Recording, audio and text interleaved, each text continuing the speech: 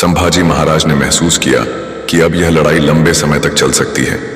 उन्होंने अपने सैनिकों को इकट्ठा किया और बोले, युद्ध आसान नहीं होगा, लेकिन याद रखो, जब तक हम आखिरी सांस तक लड़ेंगे, मुगल हमें कभी नहीं हरा सकते। उनकी बातों से मराठा सेना जोश से भर उठी। औरंगजेब की सेना धीरे धीरे रायगढ़ के चारों ओर मजबूत घेरा बना रही थी। वे जानते थे कि अगर मराठाओं की रसद आपूर्ति कट गई तो वे ज्यादा समय तक नहीं टिक पाएंगे, लेकिन मराठाओं की रणनीति हमेशा अप्रत्याशित होती थी।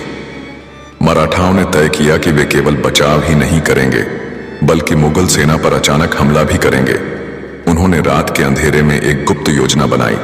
हम उनके शिविर पर धावा बोलेंगे और रसद लूट लाएंगे।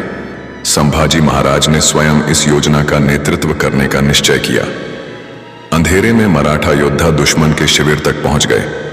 अचानक उन्होंने भयानक हमला कर दिया। जलते हुए तीर आसमान में छूटे और मुगल सैनिकों में अफरा तफरी मच गई। तलवारें टकराईं, घोड़ों की टापें गूंज उठीं और मराठाओं ने शिविर को तहस नहस कर दिया। सुबह होते ही औरंगजेब को खबर मिली कि मराठाओं ने उसकी सेना की रसद लूट ली है।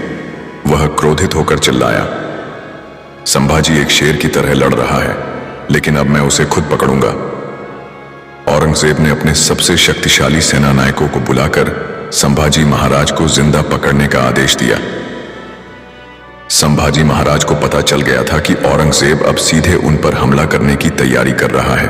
उन्होंने कहा, अगर वह हमें पकड़ने आ रहा है तो हम उसका स्वागत करेंगे, लेकिन अपने तरीके से। मराठाओं ने एक नई योजना बनाई जिससे मुगलों की पूरी रणनीति उलट सकती थी। क्या संभाजी महाराज औरंगजेब की इस चाल को मात दे पाएंगे, या फिर युद्ध का एक नया मोड़ आएगा? जानने के लिए देखिए संभाजी महाराज की अमर गाथा का अगला भाग।